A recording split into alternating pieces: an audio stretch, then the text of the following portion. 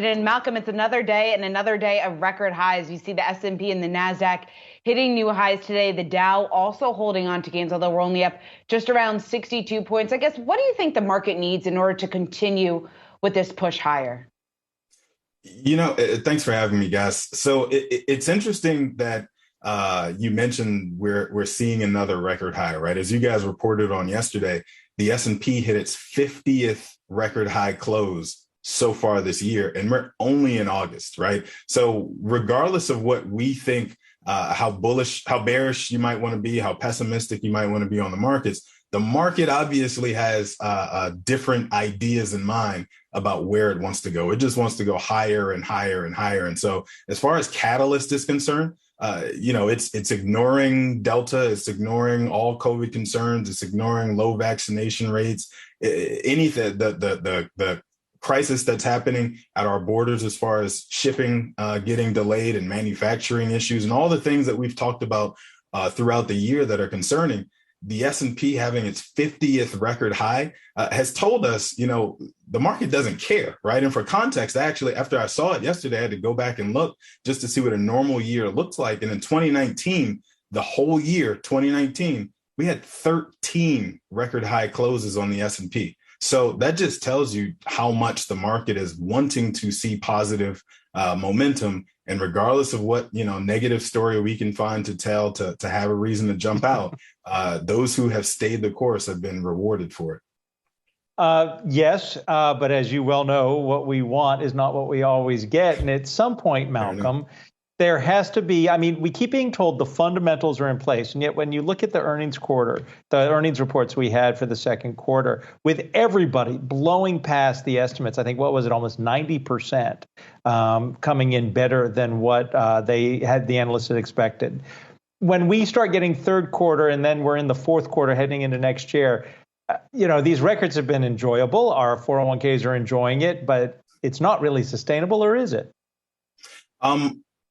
Let's get past Jackson Hole first. The one thing that can take all of the air out of the balloon I just got through inflating and talking about how positive it has been to this point is all eyes are going to be on Powell's speech at Jackson Hole at the end of the week. And, frankly, the expectation is that it's going to be a non-event. The expectation is that he's going to talk lower for longer. He's going to make some sort of reference to staying accommodative. And we already tipped our hand and showed you exactly where we wanted to be. And, it shouldn't be a big deal. It's kind of like preseason football, right, which is happening right now. Nobody really cares, but we watch it anyway, just in case something important happens because we don't want to miss it. And that's sort of the way I think about this Jackson Hole speech that's coming up, is like, there's not a lot that we expect Powell to say in these pre-prepared remarks that have been combed through, and distilled down for every single word having some sort of meaning.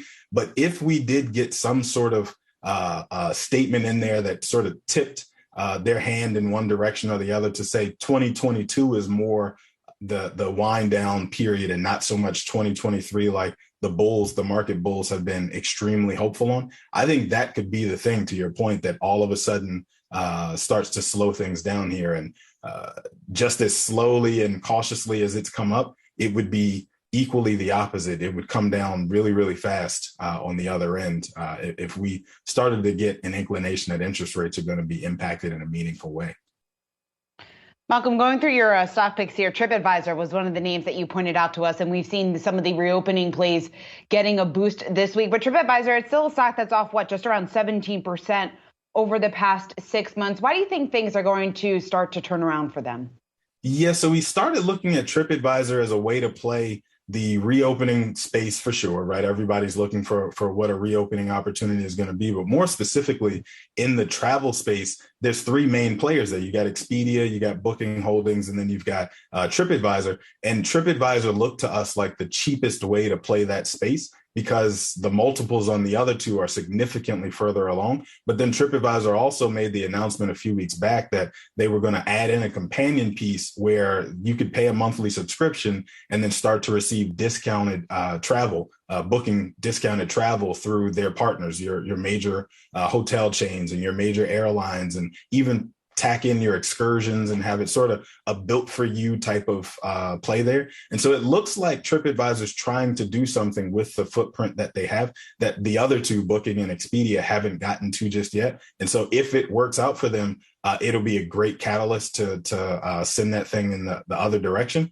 But then also, even if not, even if the membership or subscription service doesn't quite play out the way they expected it, it's still, like I said, is the cheapest way to play that travel booking space, because we know at some point folks are going to be back on airlines in a major way. They're going to be back on cruise ships in a major way. And the only thing that's really slowing that down right now is the positive COVID tests that we've been seeing, because the vaccination levels have been as low as they have. So we have to imagine, whether it's 2022 or 2023, whenever we get on the other side of COVID and, it becomes one of those things where we're seeing in the rear view, we know that the behavior is already there. People are going to want to travel. And so it's a good time to be locking in a position to take advantage of that. Malcolm Ethridge, always great to get your perspective. CIC Wealth Executive Vice President, thanks so much for taking the time to join us. Well, coming up tomorrow, the Fed's Jackson Hole meeting getting underway. We are going to hear from Dallas Fed President Robert Kaplan. He joins us tomorrow at 4 p.m. Eastern Time. You won't want to miss it.